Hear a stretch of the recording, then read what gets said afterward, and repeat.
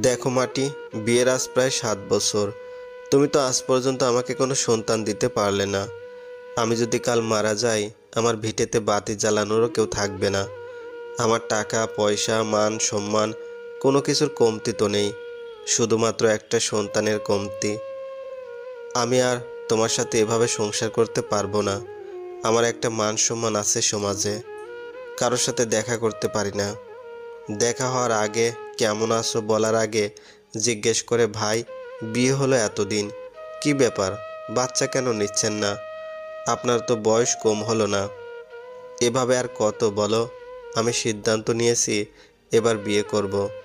তোমার ইচ্ছে হলে থাকো, না হলে চলে যেতে পারো। আল্লাহ, নাসুদ, তুমি আমার সাথে কেন এভাবে কথা বলছো? সন্তান তো আমি বানাতে পারবো না বলো। তুমি যদি বিয়ে করতে চাও প্লিজ করো, মানা নেই।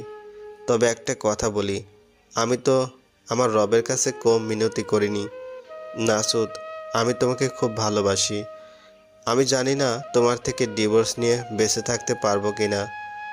মাটি দেখো, স্বার্থপর হয়েও না।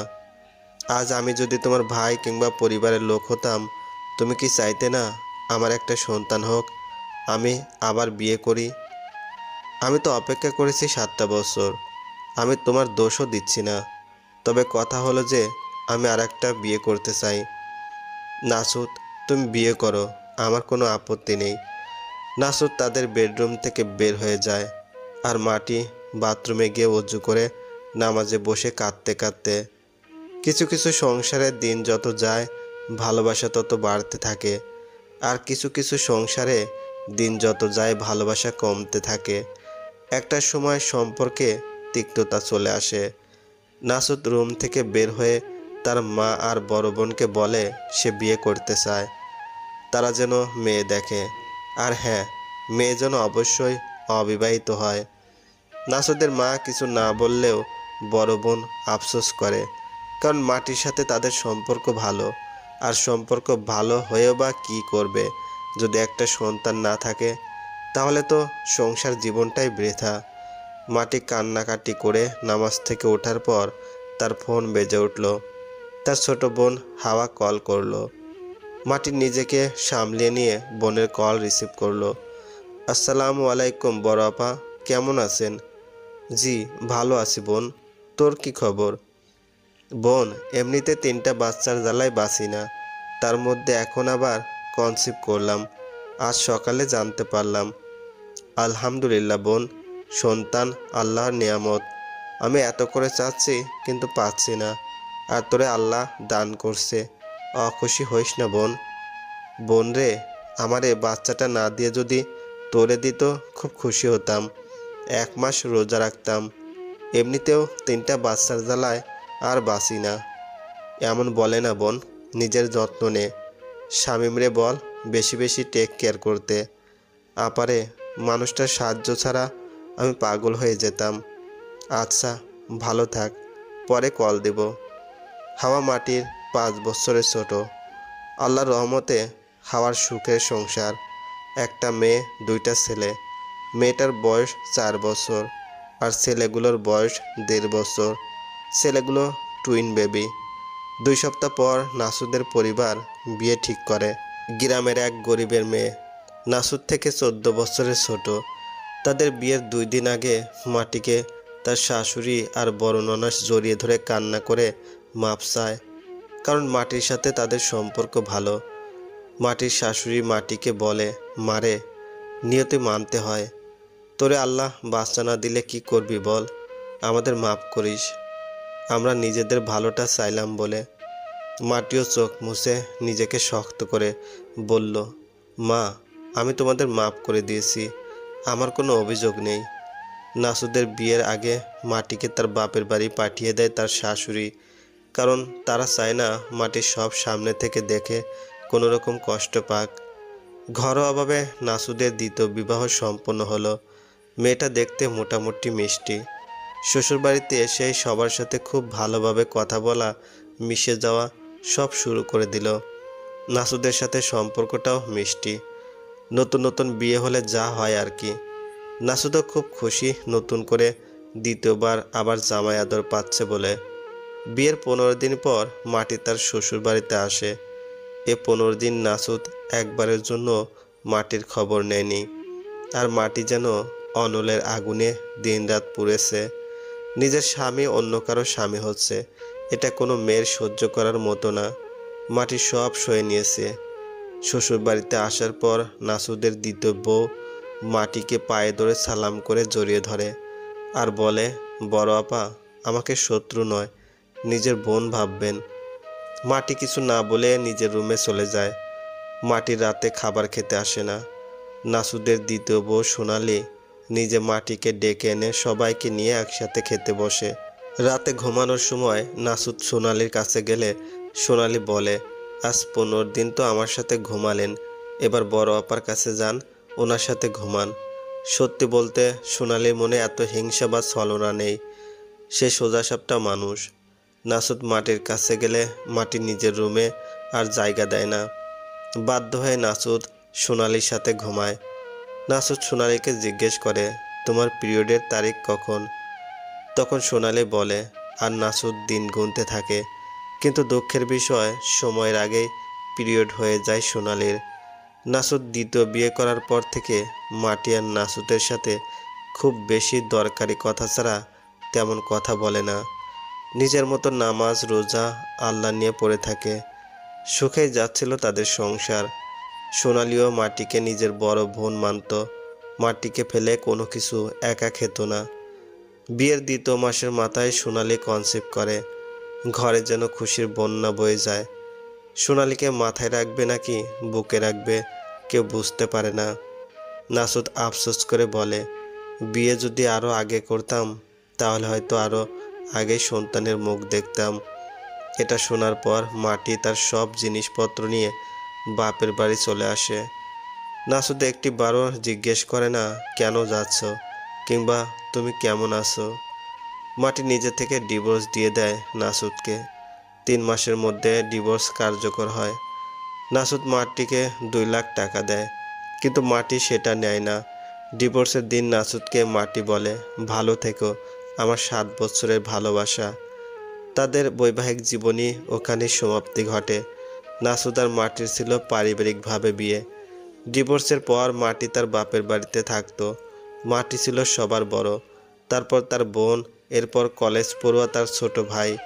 তার বোন তৃতীয়বার কনসিভ করাতে হাওয়ার বড় মেয়ে আর তার ছেলে একটাকে সাথে এনে রাখে মাটি তার বাপের বাড়িতে। আর সপ্তাহে সপ্তাহে বাচ্চাদের নিয়ে গিয়ে দেখে আসে বোনকে, রান্না করে দিয়ে আসে, কাজকর্ম করে দিয়ে আসে।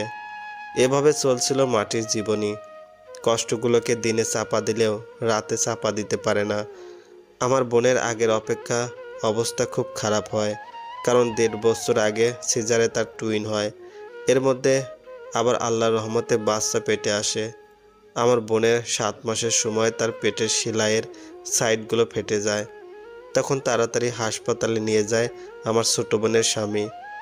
আমি এদিক থেকে আমার ছোট ভাইকে নিয়ে যাই। মার কাছে বাচ্চা 3টাকে রেখে যাই।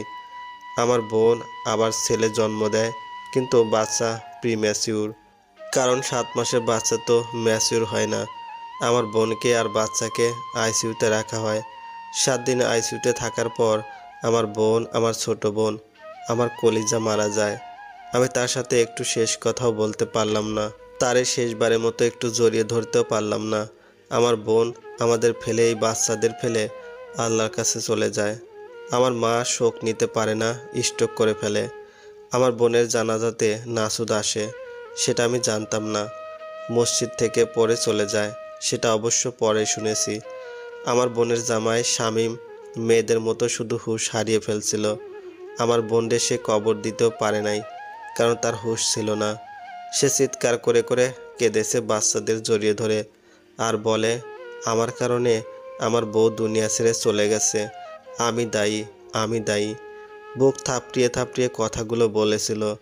আমার বোনের মৃত্যুর 4 দিন পর 2টা গরু জবাই করে মেজবানি দিয়েছে। আমার বোন যেদিন দুনিয়া ছেড়েছে সেদিন থেকে আমি হাসপাতালে আমার বোনের বাচ্চাটাকে নিয়ে, কারণ সে পুরো প্রিম্যাচিউর। আমি টানা 29 দিন হাসপাতালে ছিলাম। বাচ্চা একটু সুস্থ হলে তাকে নিয়ে বাসায় আসি। 4টা বাচ্চা নিয়ে আমি যেন সাগরে পড়ে যাই। শামীম একটা মেয়ে রাখে, মেয়েটা আমার সাথেই থাকতো বাচ্চা 4টাকে দেখে রাখার জন্য। আমি রাতে ঘুমাতে পারতাম না, আমি যেন সত্যি তাদের মা হয়ে উঠেছিলাম।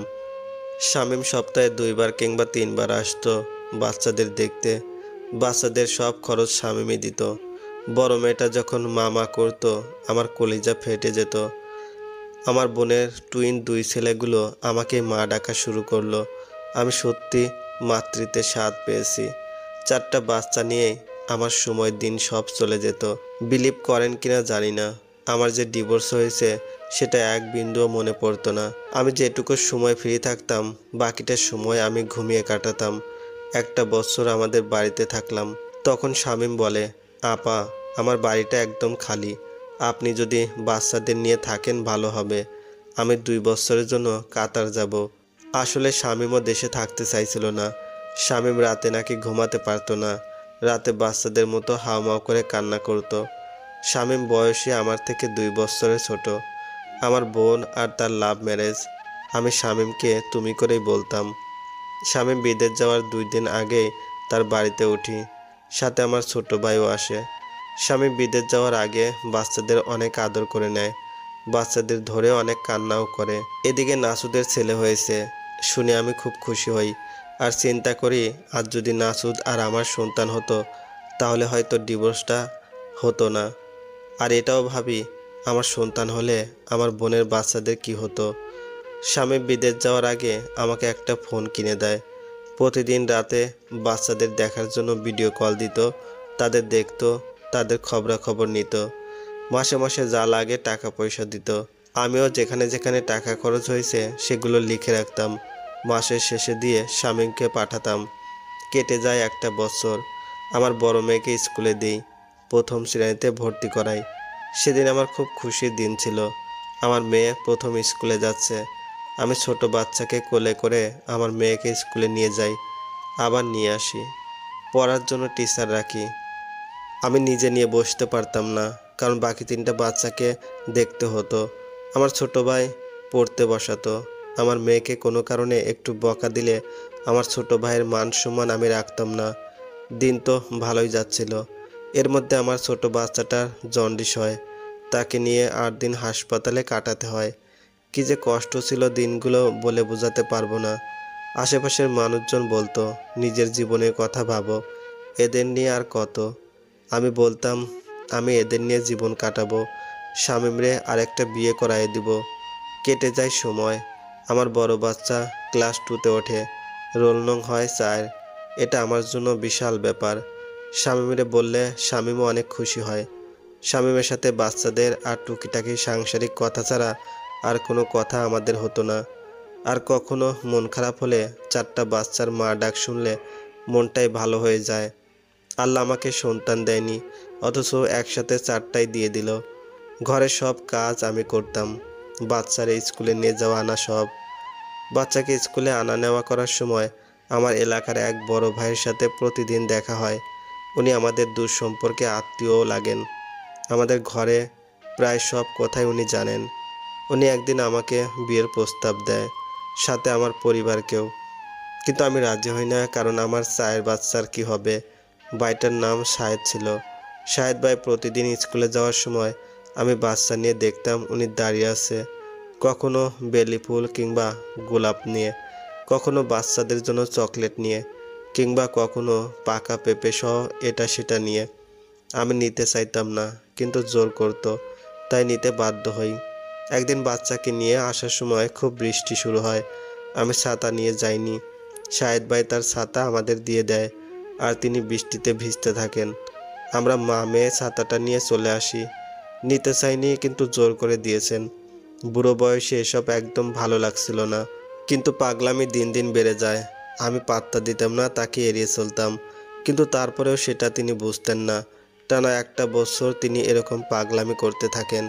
মেয়ে এদিকে 3য় শ্রেণীতে ওঠে, আর আমার টুইন বাচ্চাদের স্কুলে দিই। শামীম দেশে আসে 3 বছর পর।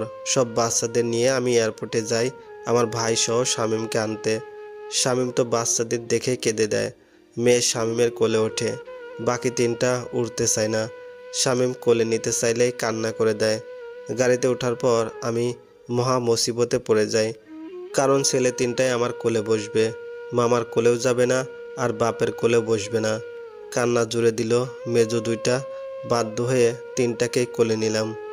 তারা বাসায় এমন করে, কোলে ওঠার সময় তিনটা উঠবে। আমি যে কি মুসিবতে পড়ি মাঝে মাঝে। তিনটা কোনোরকম কোলে নেওয়ার পর আমি নড়তে পারি না কিছু। বাসায় আসার পর হাত পা একদম ব্যথা হয়ে যায়। আমার মা শামীমকে নাস্তা দেয়, আমি শুয়ে পড়ি একটু, কিন্তু শান্তি কই। আর ছোটটা কান্না করতে শুরু করলো। রাতে সবাই মিলে ভাত খাবো, তাই বাচ্চাগুলোকে একসাথে খাইয়ে দিলাম। টুইন একটা ঘুমিয়েছে, কিন্তু আরেকটা ঘুমায় না, ছোটটাও ঘুমিয়েছে। তারপর সবাই মিলে ভাত খেতে বসলাম।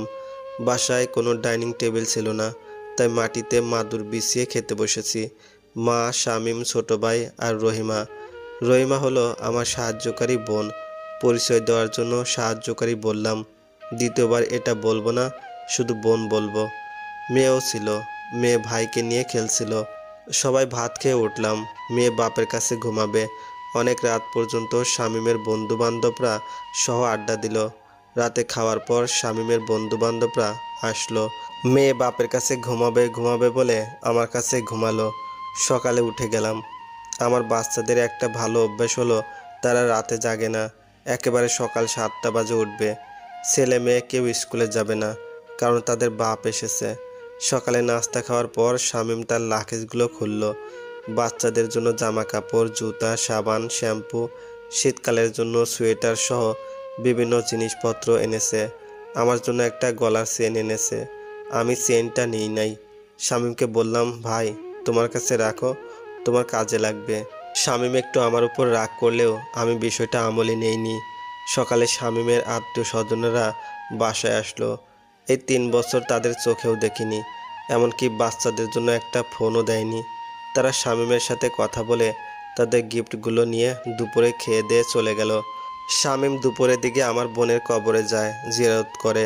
পরের দিন বোনের জন্য মিলাদের আয়োজন করে। কিছু ইয়াতিম বাচ্চাদের দুপুরে খাবার আয়োজন করে। টানা 5টা দিন খুব ব্যস্ততায় কাটলো আমার, কারণ শামীম দেশে আসাতে মেহমানরা আসছিল। 5 দিন পর বাচ্চাদের নিয়ে স্কুলে গেলাম। টুইনদের 7:30 বাজে নিয়ে যেতে হয়, কারণ তাদের ক্লাস 8টা বাজে শুরু হয়, 11:30 বাজে ছুটি হয়। বাচ্চাদের নিয়ে গেলাম। ওখানে গিয়ে আর এক মুসিবত। আমি দাঁড়িয়ে না থাকলে তারা নাকি ক্লাস করবে না, কান্না করে দিচ্ছিল। শেষে দাঁড়িয়ে রইলাম 11টা পর্যন্ত। যারা নতুন নতুন বাচ্চাদের স্কুলে দেন, তারা এই মুসিবতে অহরহ পড়তে হবে। 11টার দিকে বাচ্চা দুইটা নিয়ে বাসায় যাচ্ছিলাম। শাহেদ ভাই দাঁড়িয়ে আছে। তিনি বললেন, মাটি, তোমার কি শরীর খারাপ?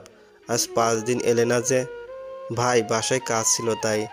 শাহেদ বলল, আমি তোমার জন্য বেলি ফুলের মালা এনেছি। আমি নিতে চাইলাম না, এগুলো নেওয়ার মতো আবেগ আর নাই।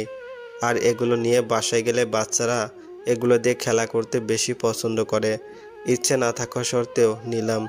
এই বকুল ফুলের মালা নিয়ে আরেক ঝামেলা। সারা রাস্তায় এই একটা ফুলের মালা নিয়ে 2 টুইন মারামারি করতে লাগলো। শেষে আমি তাদের ধমকিয়ে মালাটা নালায় ফেলে দিলাম। সেই জায়গাটাতে বসে দুইজন এমন মরা কান্না শুরু করলো, বলার মতো না। শেষে 50 টাকার চিপস, চকলেট, গোচ্ছা দিয়ে শান্ত করিয়ে বাসায় আসলাম। বাসায় গিয়ে মেয়ে নাকি আজকে স্কুলে যাবে না, তার দেরি হয়ে গেছে সেজন্য। রাস্তায় 2 টুইন এমন তামাশা শুরু করেছে যে দেরি না হয়ে কি হবে আর। আমার মেয়েটা রেডি হয়েছিল, পরে দিয়ে সব খুলে ফেললো।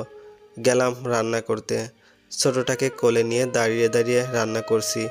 ওই হারামজাদা টুইনও কোলে উঠবে। 3টা আমি একসাথে কেমনে নিই? না নিলে এমন মরা কান্না জুটাবে, মনে হয় তাদের বউ মারা গেছে। শেষ 3টাকে কোলে নিলাম। 2টাকে কোলে আর একটাকে পিঠে নিলাম। তাদের বাপ দেখে হাসতে হাসতে শেষ। 3টার একটাও বাপের কোলে যায় না।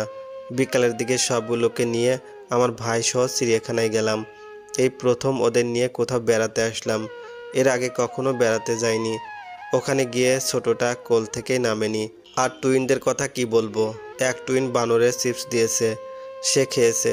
আর এক টুইন বানরের চিপস দিয়েছে, বানর খায়নি কেন সেটা নিয়ে কান্না শুরু করে দিল। সে ওই জায়গা থেকে নড়ছেই না। শেষে আমার ভাই কোলে করে নিয়ে অন্য জায়গায় নিয়ে গেল, সেখানেও কান্না। পরে হাতিকে কলা খেতে দিয়েছে, সেটা হাতি খাওয়ার পর তার কান্না থামলো। বাসায় চলে আসলাম। বাসায় এসে ওরা সামনের রুমে খেলা করছিল। আমি গোসল করে বের হয়েছি ওয়াশরুম থেকে। ওয়াশরুমে শাড়ি পরা যায় না, তাই বাদ বাকিগুলো ওয়াশরুম থেকে পরে এসে রুমে শাড়ি পরছিলাম। এমন সময় শামীম রুমে চলে আসে। কোনো রকম শাড়িটা বুকে জড়িয়ে নিই। শামীম সাথে সাথে রুম থেকে বের হয়ে যায়। এটা আমার জন্য খুব লজ্জাজনক, কারণ শামীম আমার ভাইয়ের মতো। এদিকে মেয়ে আমার চুল আঁচড়ে দিচ্ছে, বাকি দুই টুইনও আঁচড়ে দিবে। এটা নিয়ে যুদ্ধ শুরু। ওদের ধমকে বসালাম আর নিজের চুল নিজে আঁচড়িয়ে নিলাম। রাতে ওদের খাবার খাইয়ে সবাইকে ঘুম পাড়ালাম। মেয়ে আমার বাবার সাথে ঘুমালো। পরের দিন স্কুলের জন্য ও আবার রওনা দিলাম। দেখলাম শাহেদ ভাই দাঁড়িয়ে আছে। সে আমাকে বলল, মাটি, আজ তোমাদের বাসায় যাব, তোমার মায়ের কাছে। আমি কিছু বললাম না। আমি ওদের স্কুলে দিয়ে এসে দাঁড়িয়ে থেকে নিয়ে আসলাম। মেয়েকে তার বাবা নিয়ে গেল। রাতের দিকে শাহেদ ভাই আমাদের বাসায় গেল তার মা বাবাকে নিয়ে। আমার মা তাদের বলল 7 দিন পর জানাবে। পরের দিন মা বিষয়টা নিয়ে আমাকে জিজ্ঞেস করলো। তখন মাকে বললাম, মা, বাচ্চাগুলোর কি হবে? আর আমি ওদের ছেড়ে যেতে পারবো না। মা, আমার তো কখনো সন্তান হবে না, তুমি তো জানো। শাহেদকে জীবনে জড়িয়ে কি লাভ বলো? আজ না হোক কাল কিংবা পরশু ওনাদের সন্তান তো লাগবেই। মা আমার কথা শুনে চুপ হয়ে গেল। পরে বিষয়টা শাহেদ ভাইকে জানালো, কিন্তু ভাই নাছোড়বান্দা, সে আমাকে বিয়ে করবেই। রাত বিরাতে শামীমের বাসার সামনে এসে দাঁড়িয়ে থাকতো। প্রথম প্রথম শামীম বিষয়টা না জানলেও পরে সব জেনে যায়। শামীম আমাকে বলে, আপা, আপনি শাহেদ ভাইকে বিয়ে করে নেন। আমার বাচ্চাদের জন্য নিজের জীবন কেন শেষ করবেন? 1 সপ্তাহ পর শামীম আমাকে আমাদের বাড়িতে পাঠিয়ে দেয় বাচ্চাদের ছাড়া। আমি বাচ্চাদের ছাড়া 10টা মিনিট কোথাও থাকিনি। সেখানে বাপের বাড়িতে কিভাবে থাকবো? আমিও আর রাগ করে গেলাম না, কিন্তু বাচ্চাদের জন্য কাঁদছিলাম অনেক। শাহেদ ভাইয়ের মা এসে আংটি পরিয়ে দিয়ে গেল। শাহেদ ভাই দেরি করতে চায় না, ঘরোয়াভাবে যত তাড়াতাড়ি পসিবল বিয়ে করবে আমায়। 7 দিন পর বিয়ের তারিখ ঠিক হলো। এর মধ্যে বাচ্চাদের সাথে কোনো যোগাযোগ নাই। আমার বিয়ের আর 3 দিন বাকি। রাত 3টার দিকে দরজায় আওয়াজ। আমার ভাই গিয়ে দরজা খোলে। দরজা খুলে অবাক, 4টা বাচ্চা নিয়ে শামীম এসেছে। আমি রুমে ঘুমাচ্ছি। হঠাৎ ফিল হলো আমার গায়ে কারা যেন উঠছে। ওমা, চোখ বুলে দেখি বাচ্চা 4টা। আমি ঘুম থেকে উঠে কিছু বুঝতে পারলাম না। একটু পর সব বুঝলাম আর 4টাকে জড়িয়ে ধরলাম। টুইন 2টা আমাকে মারতে শুরু করলো। শামীম আমার মাকে বলল, আম্মা, আপনার যদি অনুমতি থাকে, আপনি যদি চান, তাহলে আমি মাটি আপাকে বিয়ে করতে চাই। আমার মা ভাই শুনে খুব খুশি হলো আর বিনা বাক্যতে রাজি হয়ে গেল। আমাকে জিজ্ঞেস করার পর আমি বললাম, শামীম 2 বছরের ছোট, কেমনে কি? তারপরেও আপনারা যা মনে করেন। আম্মা রাজি হয়ে গেল। সেই রাতে শামীম সহ সবাই আমাদের বাড়িতে থেকে গেল। পরের দিন শাহেদদের বাসায় গিয়ে আমার মা ভাই তাদের বিষয়টা বুঝালো। তারা বুঝলো শাহেদ বুঝে না। শাহেদ সরাসরি কথার মাঝখানে ঘর থেকে বের হয়ে আমাদের বাড়িতে আসে। আমি টুইনদের নিয়ে টিভি দেখছি আর ছোটটা সহ বড়টা ঘুমাচ্ছে। শাহেদ এসে আমাকে জড়িয়ে ধরে বলতে লাগলো, মাটি, তোমাকে খুব ভালোবাসি, প্লিজ আমাকে বিয়ে করো। এটা বলে সে আমার ঠোঁট তার দখলে নিয়ে নেয়। আমি কোনো রকমে ছাড়াতে পারছি না। আমার টুইনটা তার পায়ে কামড় দেয়। টুইনদের কান্নায় মেয়ে উঠে পড়ে। মেয়ে রান্নাঘর থেকে চামচ এনে মারতে শুরু করে। অনেক সময় পর আমাকে ছাড়লো। আমি শাহেদ ভাইকে চড় দিলাম আর মারার জন্য জুতা উঠালাম আর বললাম, এখনই চলে যান। তারপর বাথরুমে গিয়ে আমি গোসল করে আসলাম। শামীমকে ফোন দিয়ে বললাম, আজ রাতে বিয়ে করতে পারবে আমায়? শামীম রাজি হয়ে গেল। অল্প সময়ের মধ্যে বিয়ের টুকিটাকি বাজার করলো। আমার জন্য শাড়ি, কসমেটিক্স সব কিনে আনলো। রাত 11টায় আমাদের বিয়ে হলো। কবুল বলার সময় এক ঝামেলা। টুইন 2টা আমার কোলে বসে আছে, নামছেই না। আমি কবুল বলার পর তারাও কবুল বলল। আমি সাইন করলাম, তারাও নাকি সাইন করবে। পরে তাদের এমনি একটা কাগজ দিল, সেটাতে সাইন দিল। তারপর শান্তি। গাড়িতে করে শামীমের বাড়িতে যাওয়ার জন্য রওনা দিলাম। ছেলে 3টা বসলো আমার কোলে। বাড়িতে পৌঁছে দেখলাম আমার রুমটা ফুল দিয়ে সাজানো। আমি ওঠার আগে আমার 4 ছেলে মেয়ে বিছানায় উঠে খাটে লাফাতে শুরু করলো। যা সাজানো হয়েছে সব নষ্ট। বাসুরাতের দিন 4 ছেলে মেয়েকে মাঝখানে দিয়ে 2জন 2 সাইডে ঘুমালাম। ঘুমাতে যাওয়ার সময় আরেক ঝামেলা। দুই টুইন দুই পাশে ঘুমিয়েছে আজকে। একজন বলে আমার দিকে ফিরো, আরেকজন বলে ওর দিকে। এগুলো করতে করতে তারা ঘুমালো। পরে শামীম আমাকে চেইনসহ এস লেখা একটা রকেট উপহার দিল, আমাকে পরিয়ে দিল। তারপর আমরা দুইজনে নামাজ আদায় করে নিলাম। আমি ঘুমের ঘরে শেষ। এসব বিয়ে শাদী বাসরাত এর কোনো ফিল নেই। বিছানায় শুয়েই ঘুম। এক ঘুমে সকাল 9টায় উঠলাম, দেখলাম বাচ্চা সহ সবাই ঘুম। উঠে নুডলস বানালাম। এরপর মহারাজাগণ এক একজন উঠল, আর এক এক বাহানা শুরু। আজ আর কাউকে স্কুলে পাঠালাম না। শামীম 5 মাসের ছুটিতে এসেছে, আবার চলে যাবে। রাতের বেলা সবাই এক রুমে ঘুমায়, কিন্তু বাচ্চারা শামীমকে বের করে দেয়, কারণ শামীমের জন্য নাকি জায়গা হয় না। তারপরেও শামীম থেকে যায়। শুকে যাচ্ছিল দিনগুলো। একদিন বৃষ্টি হচ্ছিল, রাত তখন 2টা, বাচ্চারা ঘুম। আমি উঠে একটু চা খাচ্ছিলাম। শামীম কি মনে করে যেন আমাকে কোলে তুলে নেয়। বিবাহিত জীবনে এই প্রথম তার ছোঁয়া। শামীম আমাকে পাশে একটা রুমে নিয়ে গেল, তারপর খুব কাছে আসতে লাগলো। একসময় আমার ঠোঁটগুলো তার দখলে নিয়ে যায়। আজ বহু বছর পর কোনো পুরুষের ছোঁয়া পাচ্ছি। শামীমও তাই। দুইজনেই উম্মাদের মতো দুইজনের মধ্যে হারিয়ে গেলাম। সকালে উঠেই লজ্জা পাচ্ছিলাম কেমন যেন। উঠে গোসল করে নিলাম। বাচ্চাদের রেডি করাতে আর এক বাদরামি। একজন মোজা হারিয়ে ফেলেছে, আর বাকি এক জোড়া নিয়ে দুইজনের মারামারি। শেষে ওই এক জোড়া মোজা একটা একটা করে দুইজনের পায়ে পরিয়ে দিলাম। ব্যাপারটা এমন, দুইজনের বাম পায়ে মোজা আছে, ডান পায়ে নেই। তারপর বাচ্চাদের স্কুলের উদ্দেশ্যে রওনা দিলাম। রাস্তার মানুষজন হাসছিল অবশ্য। শামীমের ছুটি শেষ হওয়াতে শামীম চলে যায়। আমি আবার বাচ্চাদের নিয়ে আমার নিত্য রুটিনে মগ্ন হয়ে গেলাম। শামীম চলে যাওয়ার পর থেকে আমরা সবাই তাকে খুব মিস করছি, বাচ্চাগুলো। শামীমও কাজের ফাঁকে ফাঁকে সময় পেলে ভিডিও কল দেয়। টুইন দুইটার জন্য অডিও কল দিতেও পারে না। অহেতুক হলেও ভিডিও কল দিয়ে রাখবে। আমার বড় মেয়েটা পড়ালেখায় আল্লাহর রহমতে ভীষণ ভালো, কিন্তু টুইন দুইটা হারামজাদা।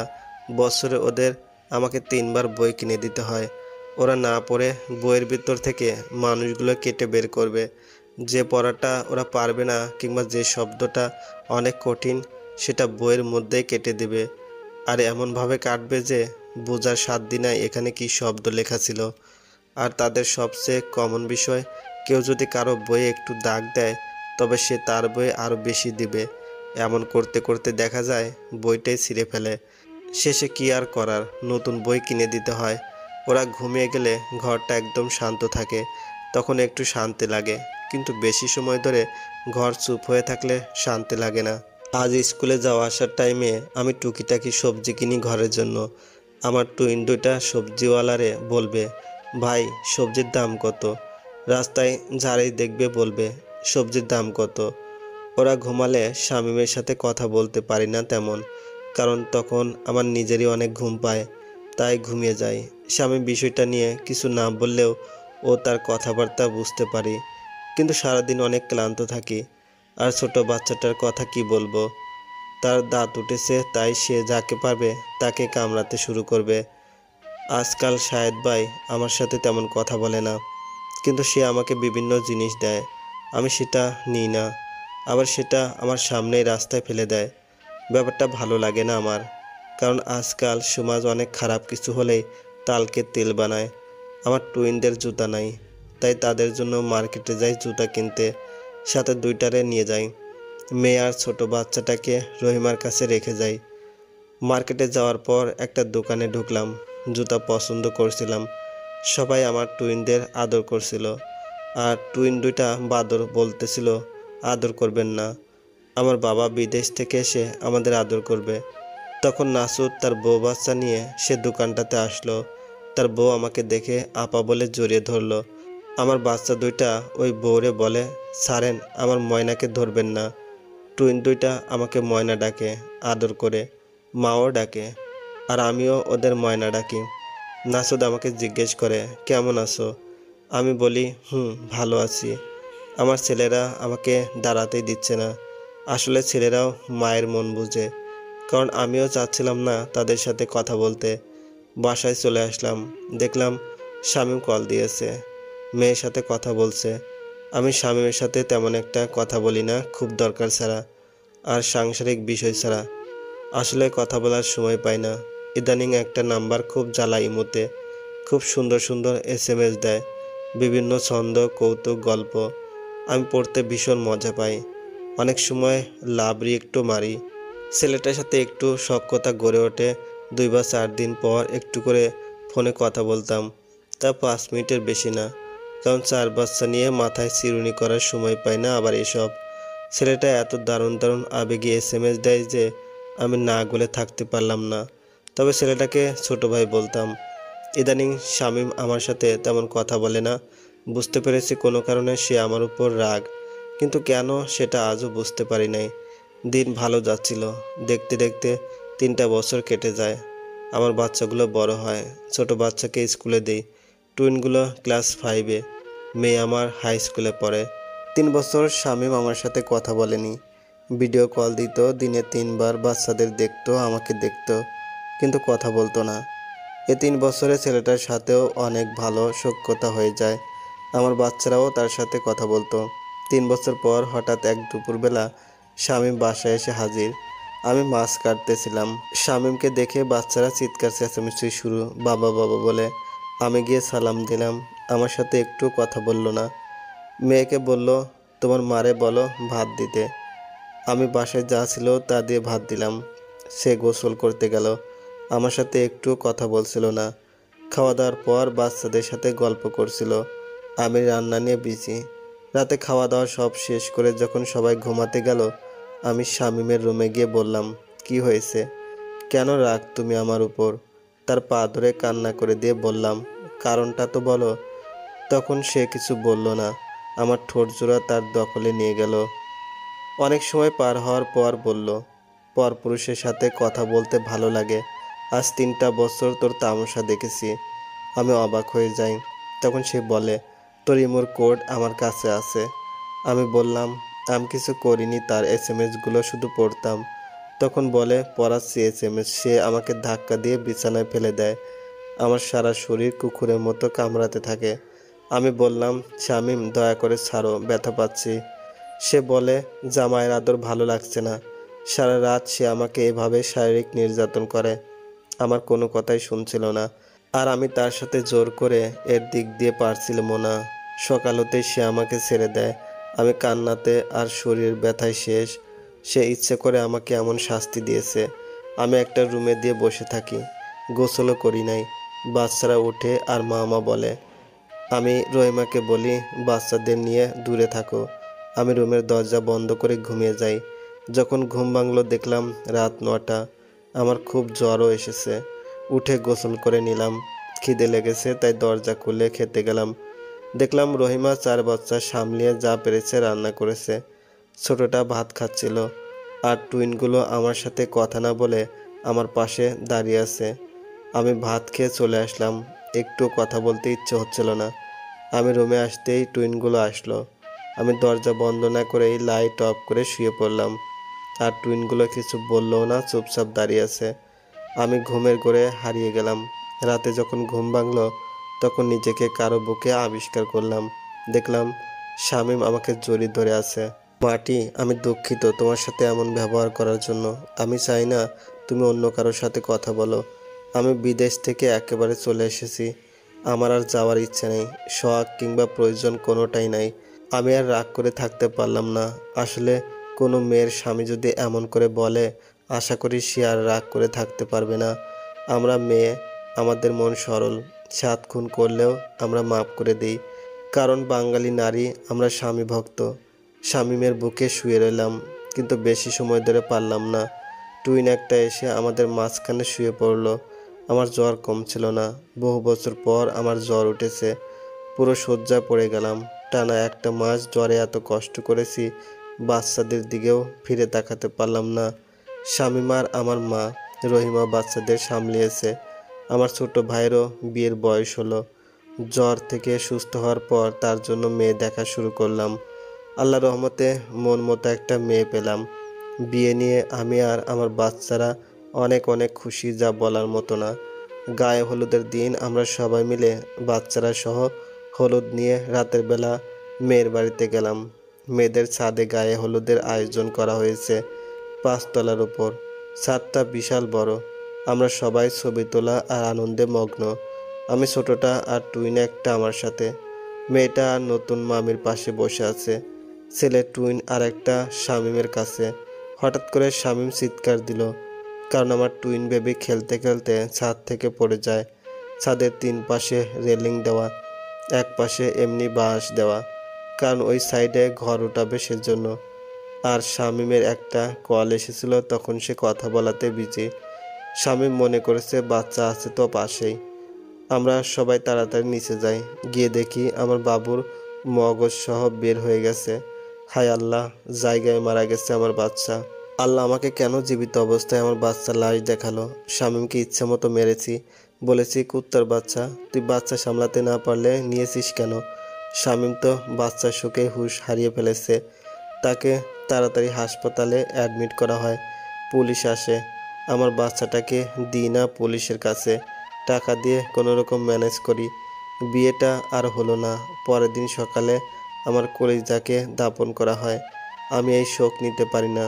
সেদিন যে হুঁশ হারিয়েছি, আমার হুঁশ এসেছে 7 দিন পর। আমি আমার বাচ্চাকে মৃত্যুর পর আল্লাহ থেকে খুঁজে নিব। আমি ঘরে ঢুকতে পারতাম না। তার জামা কাপড় সব নিয়ে শুধু কান্না করতাম। আমার বাচ্চা মারা যাওয়ার 7 মাস পর ঘরোয়াভাবে ভাইয়ের বিয়ে হয়। আমি বিয়েতে যাই না। আমি টানা 2টা বছর শামীমকে দোষারোপ করেছি, যদিও শামীমের দোষ নেই, কারণ মৃত্যু এভাবেই ছিল। শামীমের সাথে টানা 2টা বছর বাচ্চাদের আমি কোথাও যেতে দিই নাই। আমার 3 বাচ্চাকে আমি চোখের আড়াল হতে দিতাম না। বাথরুমে গেলেও দাঁড়িয়ে থাকতাম। আমি ঘুমাতে পারতাম না। আমি খেতে পারতাম না, একদম শুকিয়ে গেছি। এক ধরনের মানসিক রোগী হয়ে গেছিলাম। আমার বাচ্চাদের কারোর সাথে মিশতে দিতাম না, এমনকি তাদের ধরতেও দিতাম না। 2টা বছর আমি কিসের মধ্যে ছিলাম আল্লাহ জানেন। আমার ছেলে মারা যাওয়ার 2 বছর পর আমি কনসিভ করি। আল্লাহর কি হুকুম! কনসিভ করার পরেও আনন্দ নেই। আমি শুধু আমার সেই সন্তানকেই চাইতাম। আল্লাহকে বলতাম, আল্লাহ, আমার ওই বাচ্চাটাকেই তুমি আমার গর্ভে দাও। আমি এই গর্ভকালীন সময়ও আমার বাচ্চাদের একটু অযত্ন হতে দেই নাই। আল্লাহর রহমতে আমার ছেলে হয়। আমি হাসপাতালে যাওয়ার আগেও আমি আমার মাকে ওয়াদা করাই গেছিলাম, যতদিন না আমি সুস্থ হয়ে বাড়িতে না আসবো, ততদিন পর্যন্ত যেন আমার বাচ্চাদের একা বাথরুমে গেলে বাইরে হলেও যেন দাঁড়িয়ে থাকে। আমি 7 দিন পর বাসায় আসি। আমার বাচ্চা হয়েছে। আমি নিজের বাচ্চা থেকে ওদের যত্ন করতাম। খাটে জায়গা হতো না। তখন আমি আর একটা খাট আর এক রুম থেকে আনিয়ে নিই আমার রুমে, কারণ বাচ্চাদেরও আমি একা রুমে রাখবো না। শামীমও বাচ্চাদের অনেক কেয়ার করে। আমার সন্তান হওয়াতে সবাই অনেক খুশি। এরপর আমি আর বাচ্চা নিই নাই। আমার 4 সন্তান নিয়ে আমি সুখে জীবন কাটাতে লাগলাম। শামীম আর বিদেশে যায়নি। দোয়া করবেন আমার সন্তানদের জন্য।